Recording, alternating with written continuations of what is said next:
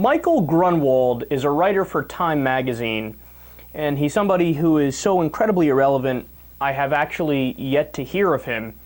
Actually, that's not true. I probably have heard of him, but I've never actually committed his name to memory, and I follow the news for a living, so that probably says something. Well, he caused quite a stir over the weekend when he tweeted, quote, "I can't wait to write a defense of the drone strike that kills Julian Assange." Needless to say, there were many angry reactions to that, which I think are, of course, appropriate. And some people semi-defended him or leveled with him. One person said, quote, "My main problem with this is that it gives Assange supporters a nice, safe persecution complex to hide in." So he responded, "Fair point, I'll delete." He deleted the tweet, but of course it was too late. It was already out there, and people took screen captures of his tweet. And I love that response. Like, we have a persecution complex that we're hiding in? He just advocated killing Julian Assange.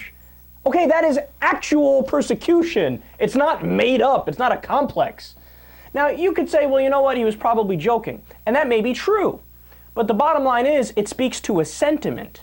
So either he was serious about it, or he's just speaking to the broad idea that he dislikes Julian Assange and he disagrees with Julian Assange in what he does.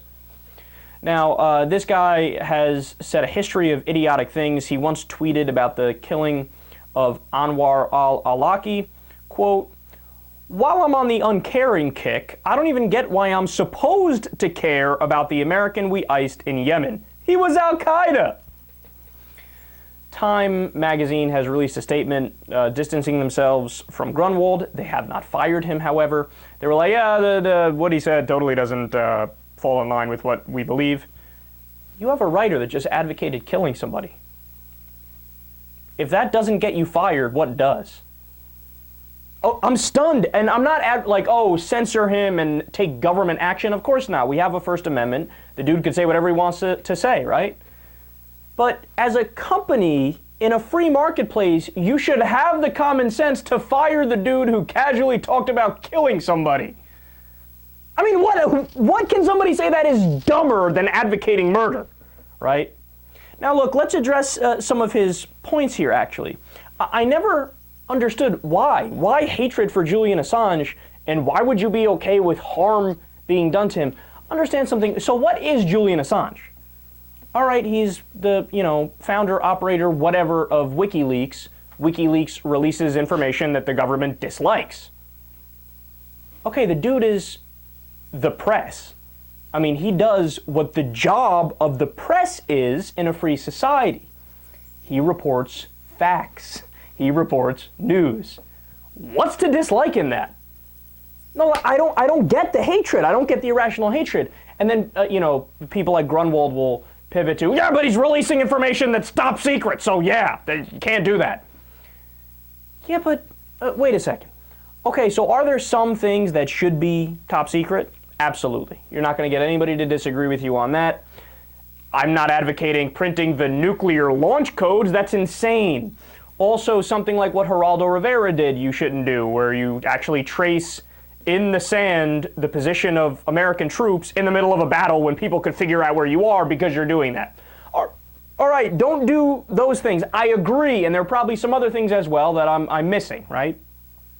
But the government always hides behind top secret information. Whenever there's anything that paints the government in an embarrassing light or a negative light, they immediately go to top secret information. You can't release it under any circumstances. So, for example, Julian Assange released what he got from Bradley Manning. One of those things was when the Apache helicopter with American soldiers on it killed Reuters journalists.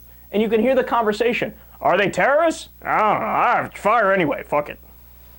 Now that's a problem. That is not top secret information. That is definitely information that should be released by the press so that people in the United States of America, in our representative democracy, can then use that and make rational decisions about who we should vote for and which direction our foreign policy should go.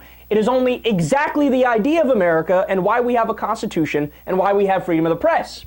But Michael Grunwald sees his job as defending the government in all cases. So somebody like Julian Assange, who threatens his job because he does a shitty job, he does Pravda journalism where he simply reports the line of the government, Julian Assange threatens somebody like Michael Grunwald. And look, do I even need to get into the comment about Anwar al-Awlaki? Look, nobody was defending Anwar al-Awlaki on a personal basis. That's the straw man where they try to say, you know, liberals and progressives and people who actually believe in the Constitution were defending an al-Qaeda operative. That's not true. What we're saying is, hey, we should abide by the Constitution of the United States of America. Because guess what? We are better than the terrorists. We don't do extrajudicial killings. They do. That's why they're Neanderthals and barbarians, and that's why we dislike them, right? But he's saying, oh, kill them, we don't care. Well, then you're admitting you are un-American. Because the whole idea of America is you abide by the laws. We are a nation of laws, not a nation of men. So we're supposed to give the worst among us habeas corpus rights. We're supposed to give them due process rights. Again, I don't know why these things are still debatable. And by the way, of course it's a slippery slope. So why not, if you're going to say, hey, kill Anwar al-Awlaki because he's a shitty guy, all right, why not kill Charles Manson without a trial, nothing, having no system set up? How about, like CNN's Aaron Burnett asked, why shouldn't we do that with Christopher Dorner? Why shouldn't we do that with people who committed some egregious sex crimes? You see where this is going?